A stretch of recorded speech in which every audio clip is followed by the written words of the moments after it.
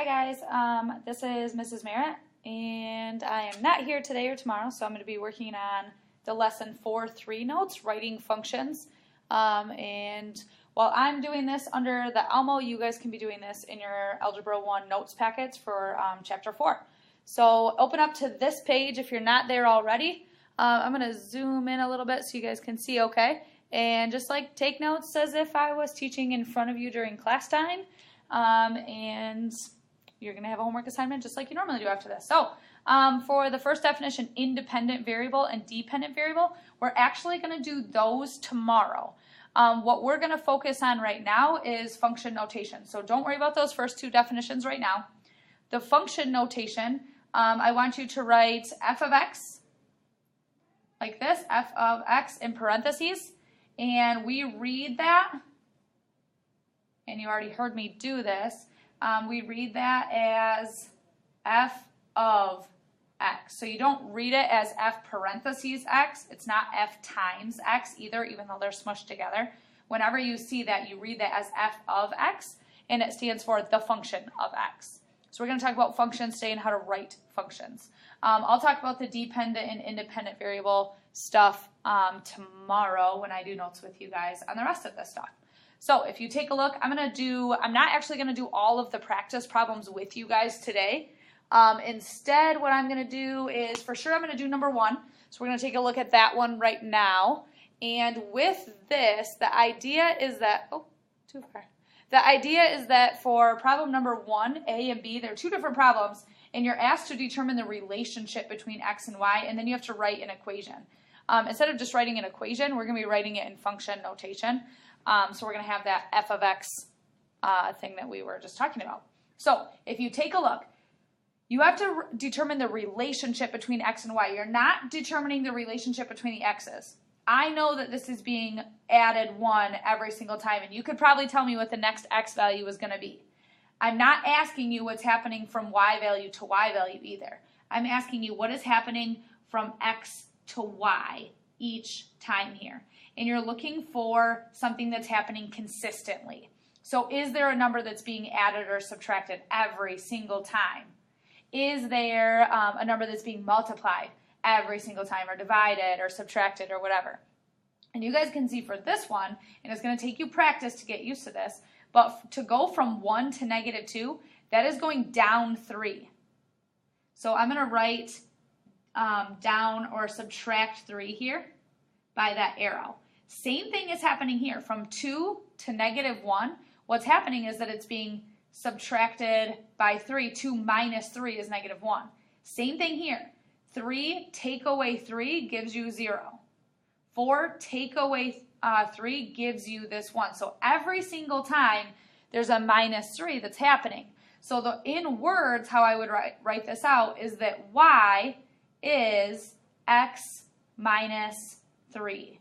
And I want you to write that out in words, because writing it out in words is a lot easier to make sense of. We're going to take those words and translate them into math. We know that for y, we're just going to write y is in math every single time means equals. And then we have x, so we have x minus means I'm going to have a subtraction sign, and then the 3. This right here is me writing out the equation, me writing out the rule. So what's happening every single time? Well, x is being subtracted by 3. So I write that y equals x minus 3. For part B, you are doing the same thing, but it's not in table form. It's in set notation or ordered pairs. So what you're looking for is, you're not looking for what's happening from x value to x value to x value, or y to y to y to y. What we're looking for is what's happening from x to y every single time. How do you get from 1 to 3, from 2 to 6, from 3 to 9, from 4 to 12 every single time? Well, this is being multiplied by 3, so is this one, and so is the last one. You're looking for a consistent rule that's happening. In words, what we would write is that y is x times 3. The y value is x times 3. 1 times 3 is 3. 2 times 3 is 6. 3 times 3 is 9. 4 times 3 is 12. So in math, to translate that, you would say y is means equals, And then x times 3, I can write that as 3x. So y equals 3x is the equation to match that. We're not going to do number 2 right now. Number 2 is going to be done tomorrow on the video that I do. I do want to go ahead and jump to, let's see, we'll do number 5 together as well. So go ahead and skip 2 for now. Go ahead and skip 3 for now because that deals with independent and dependent variables as well.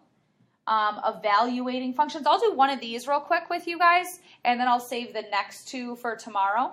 And then I think we'll talk about number 5 as well, see how long the video ends up being. So for problem number 4, you're asked to evaluate a function. Whenever you see the words evaluate, you need to know that that's seriously just asking you to plug in something. So evaluate means plug in.